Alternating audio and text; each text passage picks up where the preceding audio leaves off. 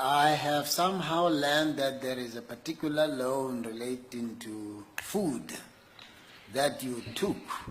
Yes. And I raise these things because many people in South Africa are poor and they could be inspired not to lose hope no matter their circumstances if they were to hear your story, considering the position that you have been nominated for. Tell us about that loan. Thank you, Chief Justice. When I finished matric, I was quite confident that I would get what used to be called then exemption, and therefore would qualify to go into university. I didn't think I would have a problem with getting that, and I was confident that I was going to get a bursary too. But my problem was that at home, the situation was quite bad. My mother had stopped working 2 years before my matric. She had lost her job, and by the time I finished what would now be called grade 11, she said she had exhausted all her savings. And so somehow I felt that the society, the community would be thinking that after matric I would now be able to go and work and help my mother, whom the whole community could see was struggling. But I wanted to go and do law, and I was determined, but I felt that I couldn't go unless I made arrangements to make sure that my mother and my brothers and sisters behind would be able to have something to eat. And my mother was not working, she was knitting and selling jerseys, but that wasn't going well.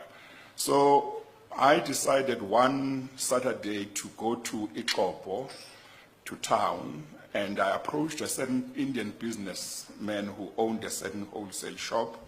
I told him my story, said I wanted to go to university and study, but this is the problem. Is there any way he could give me a loan which I would use to support my mother and my siblings, so that after I'd finished my degree, I could then pay him back.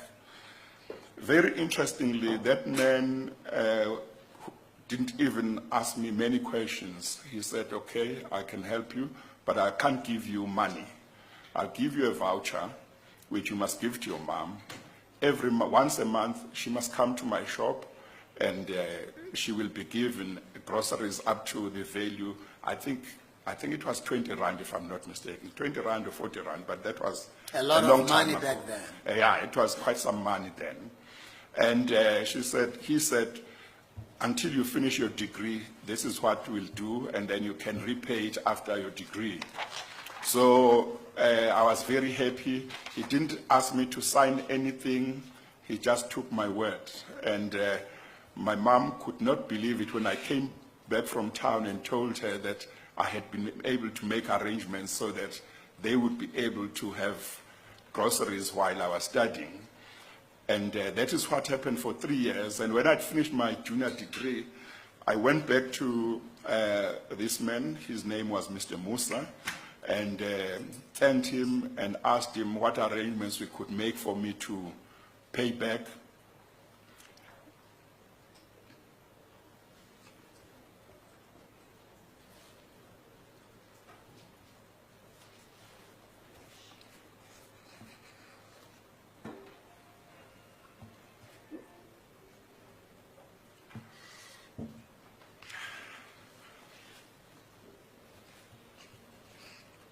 Sorry, Chief Justice.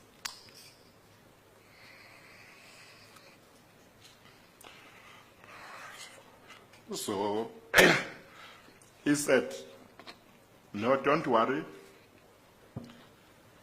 Just do to others what I've done to you.